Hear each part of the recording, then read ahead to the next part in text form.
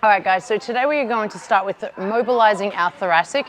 Whenever we need something that's overhead, whether it be a snatch or maybe we're doing a handstand, you need to get your thoracic moving, because the more mobility you have, the easier it is for you to come down into something like a squat. So what you're going to do is you're going to get onto the bench, and right on the corner of the bench is what we're aiming for. So I'm going to scoot down and I'm going to put the very corner of the bench right in my mid back here. So as soon as I find that optimal position, it's about where the lower portion of my shoulder blades are.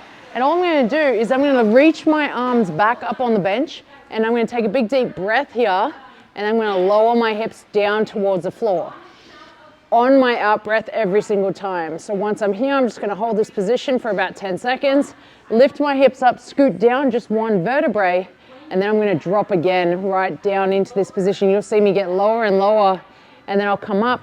I'm going to scoot down again and just lower my body, holding myself on this bench. So my elbows aren't moving, nothing's changing. I'm just moving my way down my vertebrae. So you'll work your way all the way up as high as you possibly can. And then after that, we're going to then attack what needs to be an overhead squat. So when we're doing an overhead squat, what we're looking at is your hands need to be the same width as what you would typically do in a snatch. Now also, you're going to do a thumbs first, then fingers over the thumbs for the hook grip, and your feet are going to be shoulder width distance. From here, I'm going to dip and punch this bar directly over my trap, so nothing changes here. When I look straight up, I should see the bar directly above my head, not too far behind me, and definitely not in front.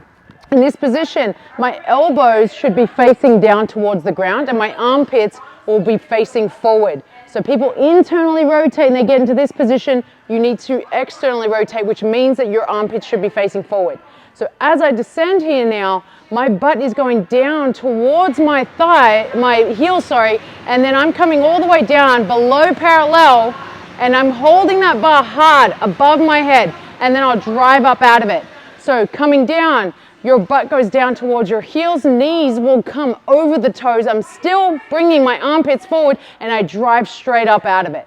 Now, what most people do is they find this is really difficult because they let their shoulders round forward. So the biggest key here is holding that open shoulder and punching that bar directly over your head. So we're going to do that for a few sets and reps and see if the bench plus the bar helps you move a little better.